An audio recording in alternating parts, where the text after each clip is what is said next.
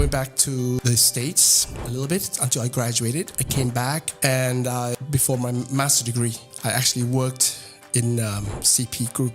Oh, interesting. Okay. I was raising chickens, literally chicken. Wow. In a chicken farm. I was involved in many aspects of the CP job, understanding the whole thing. I was involved in the raising of the chicken, the slaughtering of the chicken, the packing of chicken, and delivering FOBs, sick chicken to Japan. Can I ask you a quick question? Yeah. Are you vegetarian by any chance? I'm not vegetarian. Did any of that actually turn you into a vegetarian? No. Okay. Then my dad called me and said, come home. Right. I was making a lot of money then. I was a rich boy. And did you then join the family business? Or? No, I did not. I went to Spy Advertising and asked for a job. And the CEO offered me to become a sort of a creative guy, production, at 25,000 baht. And I built that agency up to 2004. Took it up from ranking from very low to very high. And then I was asked to do the Nokia. You went from typewriters to printers to then chicken to then advertising, agency, and then aviation. That was a journey. Hello and welcome back to the Base Show. I am Saib and today I am very, very excited because I have not just an ordinary gentleman. I have another based entrepreneur, another based creator, and many, many things to his hat, to his portfolio. Because I wonder sometimes, how many times does one have an opportunity to launch an airline in their life? And ladies and gentlemen, today I have Kun Pati Sarasin, the CEO of Really Cool Airlines. Yes, I'm not joking. The name is really cool. Welcome, Pidung. Hello. Welcome to the Base Show. Thank you very much. Pidung, I need to ask you this question because I am curious, even though I've heard it before, but I'm pretty sure everyone in this show is gonna wonder whether this Really Cool is a real thing or not. How did you come up with this name, Really Cool Airlines? Actually, we established a few years back the Really Cool Travel Company. Oh, okay. It was a few years back, before COVID actually, and it was doing really well until COVID came around, and then it sort of, went away according to the the status of everyone staying home, right? Right. So we pended that for a while, and what happened was that I actually was away from the airlines for many years. You mean before pre-COVID as well? Pre-COVID. Right. I left, I was a CEO of Nokia, right? Correct. And I created Nokscoot. So this is actually my third airline. But meanwhile, I was actually away from this whole aviation business for about 3 or 4 years. Right. And I never thought I was going to come back. And until I was asked by the CEO of AirAsia X in Thailand to actually help him to restructure the company. So I came back. I'm actually pro bono, free, as a friend, to try to help him. Interesting. And I restructured his organization. And this was the first time in the aviation industry? For a long time. Okay. When I came back.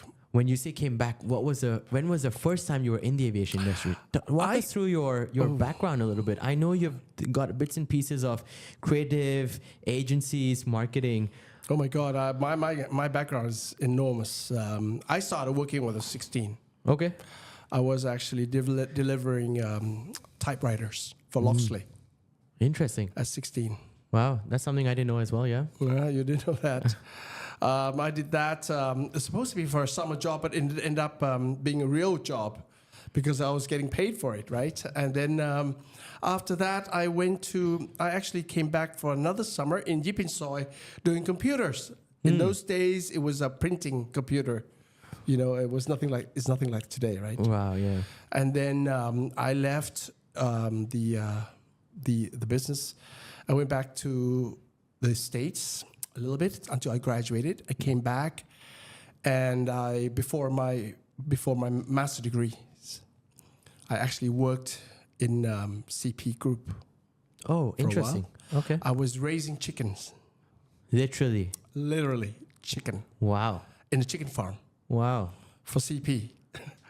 And as CP, I was involved in many aspects of the CP job, Wow. you know, in terms of understanding the 360 degrees business, right? Right. Understanding the whole thing.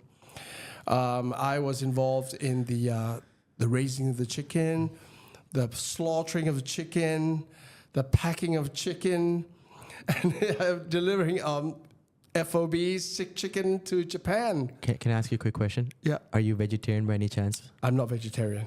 Did any of that actually turn you into a vegetarian? No. Okay. didn't turn into vegetarian. But understanding the business overall, you know, was the key. I went back to the States to finish my master's degree. Oh, no, before that, actually, I worked for Lintas, Okay. advertising agency at the time. Right. That was for about a year and a bit. And I was a trainee at Lintas, but I was asked to become a supervisor 6 months business. Hmm. So then I left the business to go to the States back to do the master degrees. I went to American University to finish my the master degree of film and video. I thought I was really getting into the advertising part, right? Yep. So after I graduated, after that, I was recruited by NBC, Okay. CNBC, Oh, wow. yeah, to work for them, you know, as an editor Where was this? in the States, In in the States Washington, itself. in Washington, D.C. Right. So I worked as an editor for about close to nearly 2 years. Then my dad called me and said, come home. Right. I was making a lot of money then. I was a rich boy at 24, you know. I came back home and I was recruited again back into Lintas. Okay. But I refused the job because it was too much paying. They were going to pay me too much money and gave me such a high ranking at such a young age. Right. So I said, no, I can't do that. I can't afford my life to be so fast into the executive, you know, at 25, 26. Interesting. It's way too young Yep. to become management.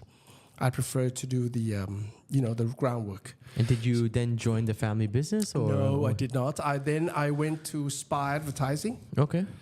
and asked for a job. And the CEO offered me to become a sort of a creative guy, Okay. production, at 25,000 baht. I was very happy. Oh, okay. You know, Well, I mean, well, that time 25,000 baht was. It was a lot, Was a all right, lot. for 25-year-olds. And then at 30 years old, I was actually offered to become CEO of an advertising agency Oh, at 30. wow. It was a part of the WPP group. You took that up? I took that up. Okay. And I built that agency up to 2004. I went in for 10 years, actually, Wow. with the agency. Yep. Took it up from ranking from very low to very high. And then I was asked to do the Nokia, you know, and it Which wasn't was called the Nokia, beginning of the The entire Aviation. aviation. which I had no idea about. Right. Right. Interesting. You went from typewriters to printers to then chicken to then advertising, agency, and then aviation. That's correct. That was a journey. What a journey, huh? What a journey. I mean, you have literally a diverse background. And today I'd say aviation, you know, when you talk aviation, it is such a humongous industry where one dreams of but doesn't dare to do. That's correct. And also investors as well, by Right? the way. I mean, Yes. it's a very expensive industry. I think especially post-pandemic where a lot of people actually have been burnt. A lot of existing players have been burnt. It does give opportunity to new players with different, I'd say, competitive advantage.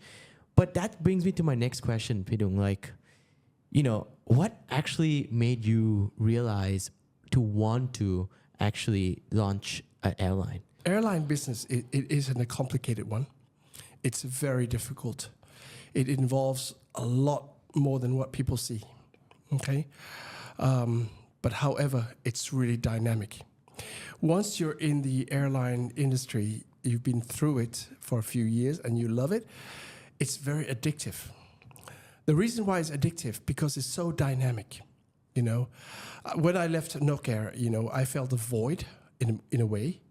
Saying, wow, it used to be so busy, but now I've got nothing to do. You know, it's not the money. but it's the passion to do something. And then I was involved in the trading in between, while during the COVID period, trading, selling this and that. I actually was quite successful, actually, selling gloves, sugars, whatever, commodities. But it's nothing to do with creativity.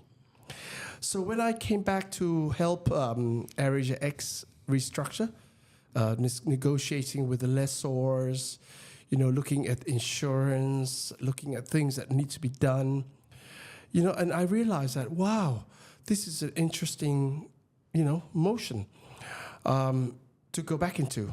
But at the time, because of the COVID period, I was actually more involved in something even newer than just aviation.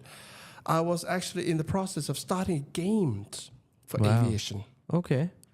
In fact, I was starting discussing with the French company who does the airlines management game online. Okay. But they were not making money. I don't see them making any money. It's just management game. And I thought, wow, we could do something about the games and doing the cryptos and all these NFTs and all that kind of stuff, which I had no idea about. Right. So I flew to Singapore and starting to meet up with all these game manufacturers, production. And also in the meantime, I was actually looking for a sponsorship with the Boeings, the Airbus, of the people I knew. And they said, why don't you start an airline? You're just about the only one left in Thailand who has not been affected by COVID. And your business, and that was a moment that I thought, maybe it's time to come back to aviation. Interesting. I would say this, that, guys, Pidung is being humble here because in reality, he actually was highly instrumental in taking Nook Air to its IPO stage, right? And I would say you were at the peak of your career. Yes. Post Nook Air, that success, and then came the pandemic, and then, everyone at that stage of life almost is, I won't say sunset, but will think of a beautiful way to end their career once you reach that peak. But you wanted to strive for more. You wanted to start something new, something, again, when I say new means like something within the aviation, but a challenge to yourself. What motivated you to actually start this Really Cool Airlines, especially when you're at the peak of your career post the IPO? Well, as I was helping my friend with the AirAsia X, I actually wanted him to be successful. And I was going to help him to take XJ or AirAsia X to another level by being highly innovative, being something that other airlines cannot compete or will find it difficult to compete. And I was actually doing pro bono for fun to help him out. But the saddest part was that I had no idea that he had cancer. All right. So he was really sick, and I had no idea. And at the time, I always come back to this. I asked him, I said, look, you want me to help you? And he went quiet, It was quite emotional because it was a real intention to help him, and it was a shock when he died, Yeah, I can imagine. But Pidung, I think, I have seen the intent is real, the dream is real, the passion is way more real. I've seen you grow from the past year to where you guys are today. Tell us more about Really Cool. Like I want to understand, what's the vision. There's a bunch of airlines today. Yes. Right. Everyone has something to offer. You come out as a newbie in the market. I mean, not from experience, but like a new airline that's launching post-pandemic. Very unique name, super cool, actually, really cool. What's really cool about the airlines? Okay. What's the vision? What are we looking at? What I'm trying to do is to create an airline that would be mitigating from the risks. Most of the airlines suffers, during either pandemics or any other uncontrolled environment. that caused the airline to lose money. And I've been through many. With Nokia, we had closing down the airports. We had, the floods and so forth, and also the pandemics. What happened then? The airline suffers a lot. And there must be ways to create an airline that we can actually do not have to suffer this way anymore. So hence, during the COVID period, I really made a study. That's why the games came about. Right. I was looking for business whereby it really generates a lot of revenues, even when we cannot fly or travel. So hence, so there are 3-4 things that I thought that we could do, including the create a loyalty program, Right. that can be linked to the games, which is one of the biggest business in the world now. And I was paying so much money just to play Bejeweled on the mobile phones, and hence, and I was getting points, but there was no winners. I don't know what to do with the number, the winning points. I'm just going to the next phase, right? Yep. But if we create a sort of a gamification that can create tokens, and that can be changed into seats, that's the best loyalty program, and people around the whole world playing these games. So it can be played 24 hours a day. Yep. So hence, that's the best loyalty program that I've created. So I created a thing called Really Cool Play. So what I'm trying to do is suggest to you now is that I create the brand Really Cool because number one, it's easy to understand. Right. Globally understood, right? And age group understood as well. Everyone. My son understands the word really cool. My dad understands the word really cool. People from Australia all the way to America, in Africa, in China, in Japan, they all know the word really cool. So I don't need to spend money on that. And plus, I have to create a brand that would create such a curiosity that make people think, wow, it's got to be good, right? It's got to be cool. Whatever it is, this airline is going to be, it's got to be something that we're going to be wow about, right? So that's why it sort of came about as an adjective that the brand, and sure enough, I put it on LinkedIn and I launched the brand, Really Cool brand. Everyone started laughing and the big followers on it. In fact, I think the whole of LinkedIn wants to try my airlines, I was just about to say this. How many times have you gone around and said, I'm the CEO of Really Cool, and you're like, wait, no, you're joking. What? Yeah, many Right? times, many times. And even yesterday, FC Bayern came to see me, Oh, really? Yeah, they came to see me, asked us to meet me. Any interesting alphas or any interesting news that we might be able to expect from there that you could disclose? They want to partner up with us. Okay. And they said that we had a relationship with another airline. Yeah. But we just quit that because of political reason, whatever. But we was hunting, and then your brand name came about. Really Cool Airlines. We have to meet this guy. So we met yesterday, and he said, look, he's inviting me to Oktoberfest in Munich. Okay. And said, look, we want to do something because I know you guys will be different. Yep. And sure enough, we are designing something different. I'm sick of bus in the sky, Yep. We got to create something different. But what I want to do is to actually change the aviation industry in the world. Interesting. People laugh at me all the time and said, oh, yeah, right, But I did it before. With Nokia Airlines, we were the first airline in the world that has ability to sell tickets via 7-Elevens and ATM machines. I remember that, actually. Yes. I remember that. I actually bought one of my tickets from 7-Eleven.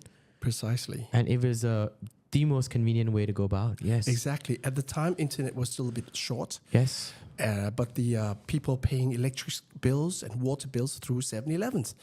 And we have had 5,000 outlets. Suddenly we have 5,000 travel agencies around Thailand. Yep. Whereby a lot of people who has not flown use, right? So we became really popular. And everybody was laughing at me in the beginning. But then 3 years later, we have Thai Airways.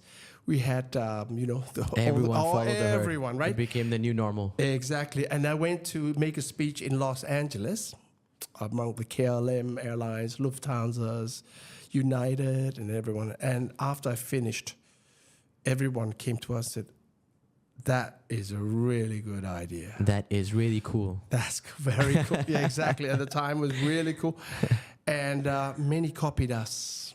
Have you thought about patenting this really cool airline? I mean, really cool adjective.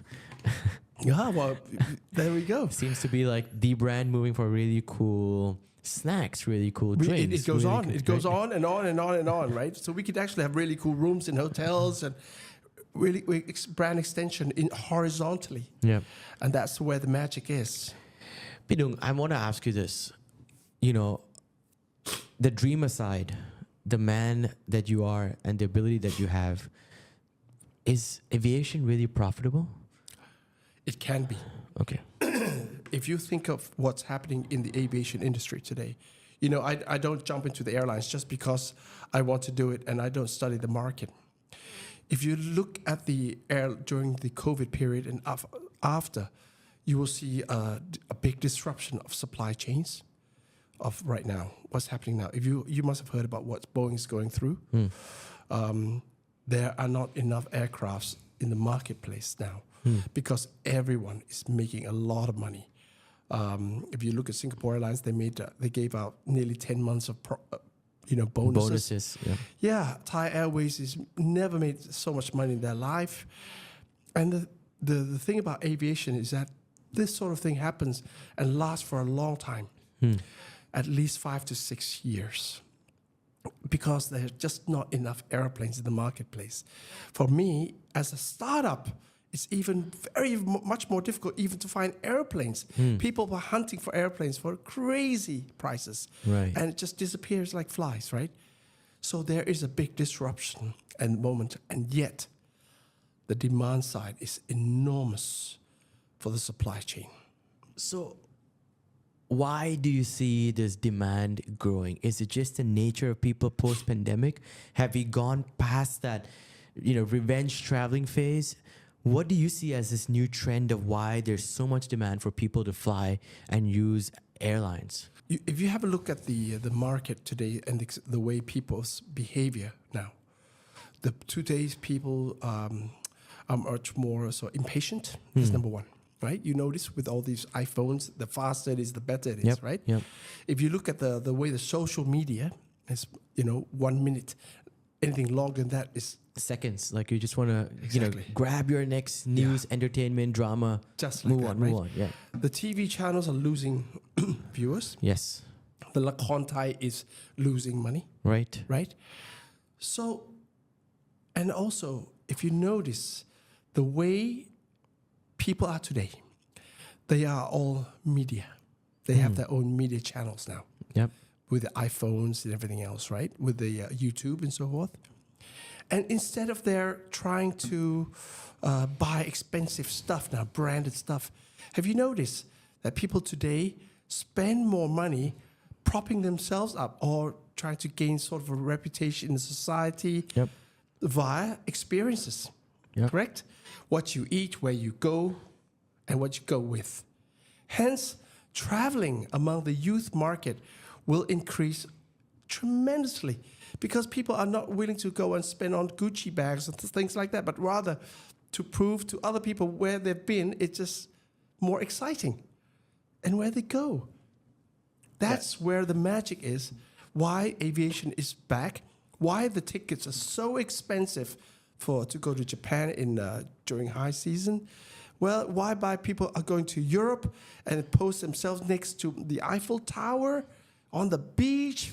I've just saw today a friend of mine, she's just gone to Bali, and posting herself, not wearing expensive stuff, but on the beach, wearing a bikini, And life is like that now. So that's why traveling is going to be coming back in a big way, and it will last a long time. That's actually a very good point because you're absolutely right. Everyone wants engagement on social media. Yes. And the best way is to show a dream life where other people always want, That's which correct. includes traveling, buying luxurious goods, just experiences like you said, right? And it's interesting the way you explained it because at the end of the day, like if I can just pack my bag, travel, and I have this one device, which is my mobile phone, basically I am now an influencer. I'm a blogger. That's correct. Right? I'm a KOL, which gives me that exposure to the world. So now you're traveling and you're blogging and you're getting social engagement, which brings more clout and eventually more attraction for yourself. Yes. Right? Very interesting. But now let's dive into this really cool experience.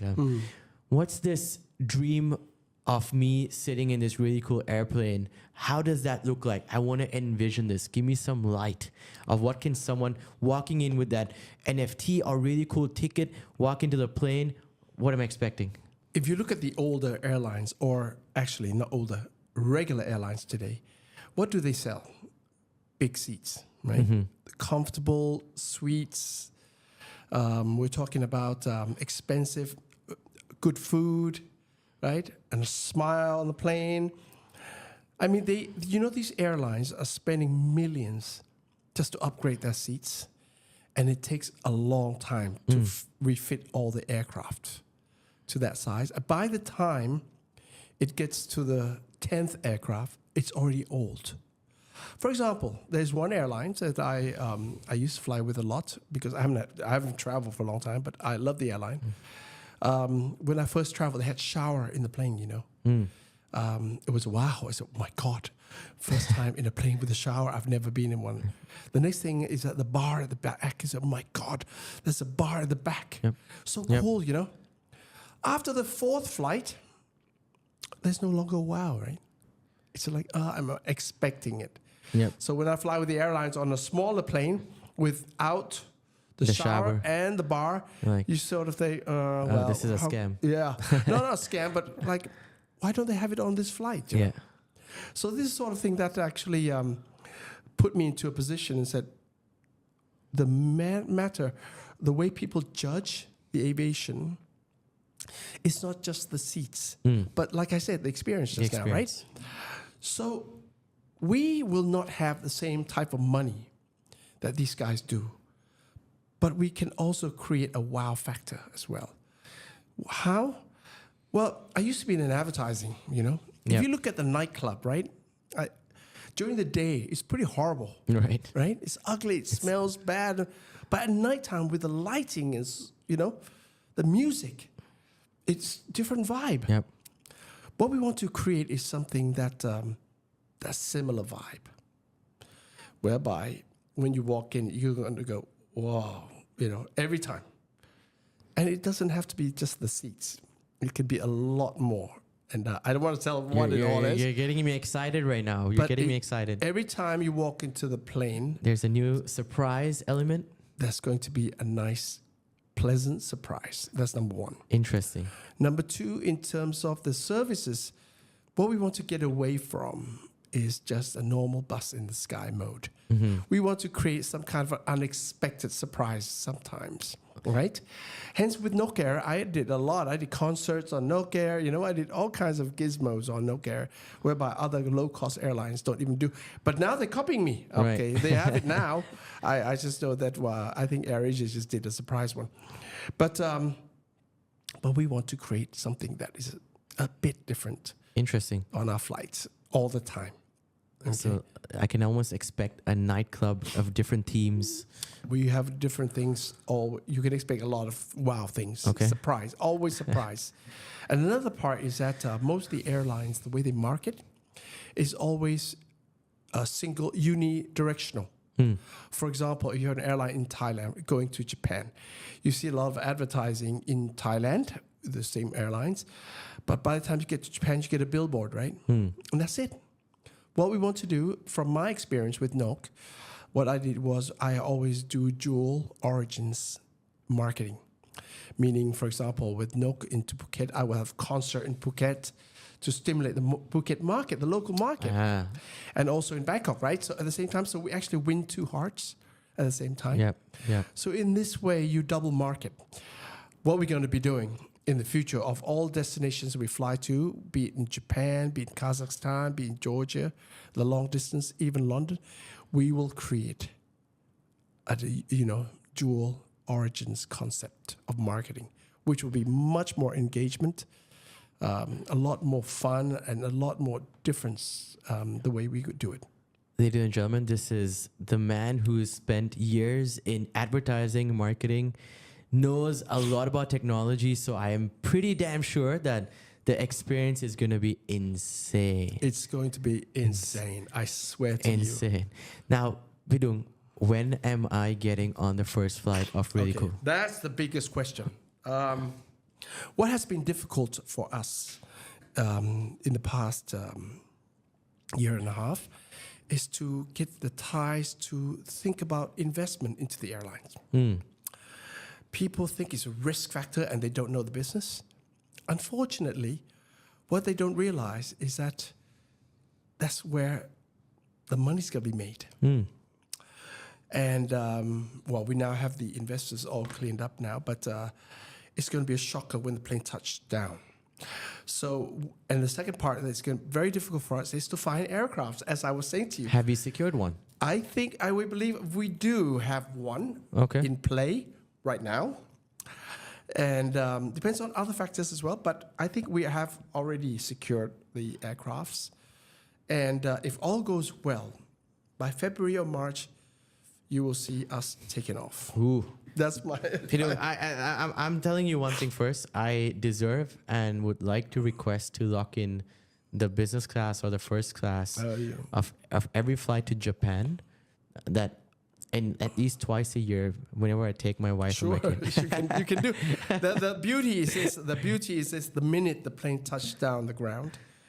In actual fact, I will have one of the openings that even in Dubai would be embarrassed. Well, I would say I'm going to wait for that invitation, being part of the Really Cool Founders Club. Yes. Which, you have done a tremendous job in building that network of solid supporters, yet people that have influence in the country. Tell us more about that exclusive club.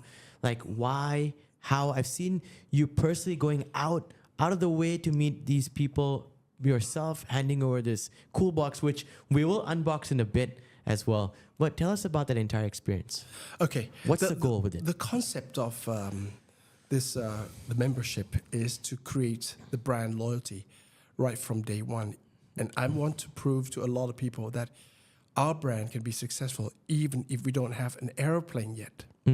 So hence I starting to tap into lots of friends and said, you want to try this membership? And it hasn't been easy. So what the hell is it? So it's a membership, founding membership. But what I want to do is to create the cool community in Thailand. And it will replicate in every country that we fly to. So in other words, I'm going to create cool communities in Thailand, in Japan, different cities. And with that, at end of every year, I will bring the cool communities from around to every destination together. All right. And we create a cool party, man. All right. So hence, yes. So now, in order for... And they're paid members, man. They're not free. And hence, in my opinion, is that regardless of whether the airlines have aircrafts or not, we will provide a gift which is worth a lot more than what they paid for, at least. And something to show for it as well.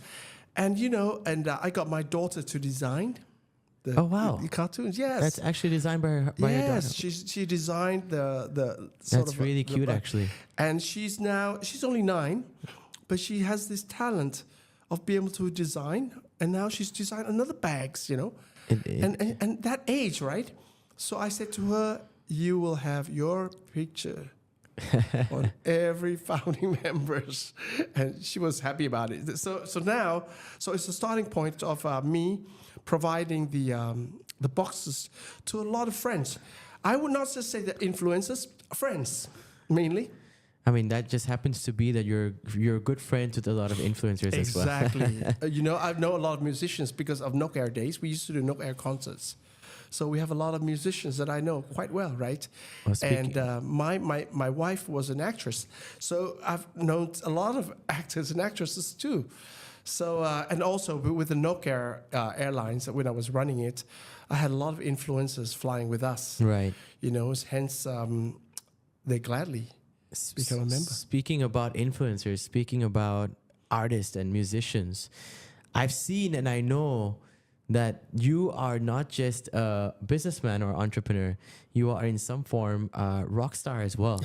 Well, not You quite. have a band of your own, or you're always grooving on the guitar, or playing squash when you're not in the office. Like, tell us a little bit more about this hobby of yours, and what's Yes. exciting on that end. Okay, I've always dreamt of being a guitarist since I was young, but with going to school in England, I always have limited amount of pocket money. My dad doesn't give me much, so I always walk past this guitar shop, Gibson, and I always look at it, and it was around $300 or $400 at the time, and I said to myself, one day, I'm going to be able to afford to buy a Gibson guitar. And, so I have this sort of craze on this guitar thing. And so the minute I started making money, I started buying guitars. Today I have 84 guitars. Wow. And my guitars now are customized, made by the same person who built guitars for Matthew Bellamy from Muse. Wow. I hunted them down, you won't believe, and now we're friends. So that part is released, and also I have my own albums, music. I wrote a song for one of the Thai soap operas, Okay. and it became number 1. Wow.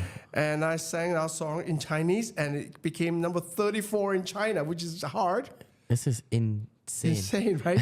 I mean, little did I know about all of this side of yourself. Yeah, and so so now I play music, guitars. Now I don't have time for the bands now, so because of my job.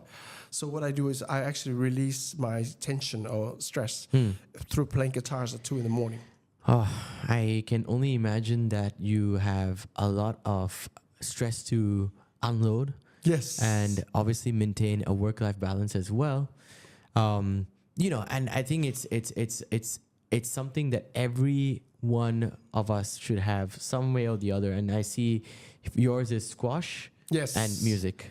Yes, squash. I've played squash when I started playing squash when I was very young, and I stopped because in England I used to play more into rugby and so forth. But while I was about 30 years old, I gained so much weight, and I need to have a sport that is fast and burning. And so I started picking up squash. And at the time, everybody was telling me I would never be able to start at 30 and play against the Thailand team. I swear to you, I played twice a day. Oh, wow. Until I was able to beat some of the Thai team. Did you ever make it to the Thai? Well, never made the national team. I was actually made a chairman of the squash association at the time, because during the SEA Games, I'm a bit too old for the competition part. But I really do love squash, and it's quick. And today I play nearly every day when I can. My dad was a big Squash player as well. Yeah, I love it. It's such a game that is, and also ability to do something that people say you cannot. Same thing with surf skating. Actually, I picked up surf skates as well. Yep. And that was during the COVID period, and everybody was telling me that at 55, you cannot do surf skate. You will never be able to do it. You're gonna die from it and so forth. I did it. I really did. You seem to be the guy. Challenge me, and I'll show you how it's done. Yes. Challenge me I'm once, totally and I'm passionate. down. Yes, I do everything. When people say you cannot, I said I can. do it. Is that one of your mottos in life as well? That's my motto in life. Interesting. I have a very similar notion of way to address things and people in life. Yeah. Tell me I can't, I'll show you how it's done. Yeah. Pidung, tell me one thing. You say you're north of 55, and at this point of life, how do you balance this entire, weight on your shoulders of building the most successful Thai airline that's going to be internationalizionalized, and yet a family life and personal life? Well, I'm 62 actually today. I wouldn't have guessed that, but that is 62 in a few days, 24th October. Oh, nice. But yes, it's the motto of you play hard on every part of your life in a way that you have to focus on the time management. So hence, I have a family, young family actually, 2 kids of 11, 8, and 9 actually. So I know what it's like being a child, and I know what kind of focus you need to do. I do my best to really spend time with the children. Right. And my wife as well, and the family life. When I focus on my work, I totally focus on what I need to do. And so I'm a good guy, a divider in terms of timing. That's a skill. That is a skill. It is hard. It is a very hard skill to achieve and maintain, but I respect that because I believe that, you know, a lot of times in the pursuit of achieving dreams, there's a lot of compromises made along. That's correct. Right? There's a lot of compromises. Let's go to a bit more the fun part of things. Sure. Dream destination. You know, my dream destination has always been, I love skiing, right? So I started with Chitose, said I want to go skiing in Japan. But apparently our airlines will spread across Europe. Okay. So if we do the right aircraft, we could even go to Hawaii. So I have my dream destination. I just want to see the thing fly and touch down in Europe or anywhere and say, this is Really Cool Airlines. Have you ever flown a plane before? You know, I'm not a good pilot because I get bored. Okay. If I sit anywhere for more than... we will be in sleep mode forever. Yeah, I can never do that. I would be a bad captain. We will not touch down. No, you want to touch down. We'll go straight to the moon. Yeah, exactly. I would be walking around, talking to my customers. And or singing or playing the guitar for exactly. The plane flight itself, you know, it won't be so good. So, no, I'm not a pilot. Okay. But I know I can fly a plane. Okay. Because of the fact that I've sat in so many aircrafts that, with the captains, I know exactly the procedure. If suddenly all the pilots drop off, you can get us. Okay. Yes. All right. That's what matters. That's what matters. Give us one travel hack that you have probably, you know, achieved or unlocked as part of your traveling pursuit globally. There's so many hacks, you know, so there's more to name about. But there are things. Give us a few. Give us something that, you know, you personally use yourself, or it's kind of something that you would be like, oh man, that was something really cool and it saved me a lot. Or it could be anything from the pre-booking or getting on a flight. Book early. Okay. If you book early enough, plan early, you will save a lot of money. That's the beauty of it all. Plan ahead what you need to do. Try not to become a tour trip, meaning 1 hour here and 1 hour there, 1 hour everywhere. Try to focus on the experience when you get to a destination, and book one place whereby you have ability to use it as a base. Got it. Travel around. You save a lot of money because you don't change destinations a lot, right? Unlike how a lot of us, like you said, are impatient, and we want to travel bits and pieces of everywhere. Right. So we get the most videos, most photos, so we can upload on Instagram that we've been to 32 cities within Europe within maybe 15 days. Exactly. And you end up tired, and probably the enjoyable part is not so much yourself, but your Instagrammers. Right. What's your bucket list experience? My bucket list on my experience now is to get the goddamn plane on the ground and watch the reaction of the people looking at it and say, wow, man. Promise me one thing, and this is recorded. So there's going to be thousands of people that are going to see this video. I'm going to be on the first plane of Really Cool when it lands or takes off anywhere. Yes. All right. Yes. We have a deal here. Yep. We have a deal here. Yep. Pidung, you have unlocked and uncovered so many things for us. I want to ask you this last question, right? How does this tie back all in for the country as a whole? You know, during the COVID period, I was actually helping Dusit Thani Hotel, and also the government. Actually, it was in a part of discussion of how do we do the sandbox, and I was going to do for Laguna. And after that, I started working, to help out Dusit Thani Laguna down Phuket. But one thing I can't control is the fact that how do I attract people into Thailand, right? And hence the aviation is all about, is that I want to make sure to show the world the Thais do not have to follow all the time. We can lead as well, right? And I want us to let people know that Thailand is where my heart is. And I want to bring in the people from around the world to Thailand to help the economy, because I know that the GDP of our country, although it's 30%, by the way, it's not small. And it will help to create jobs. It will help to create investment. It will help a lot of our image as a country as well. And most of the Thai seems to be shy or afraid to do just that. And us being an ability to create a global airline, a global brand, we can do it. And I want to be part of doing this as an airliner.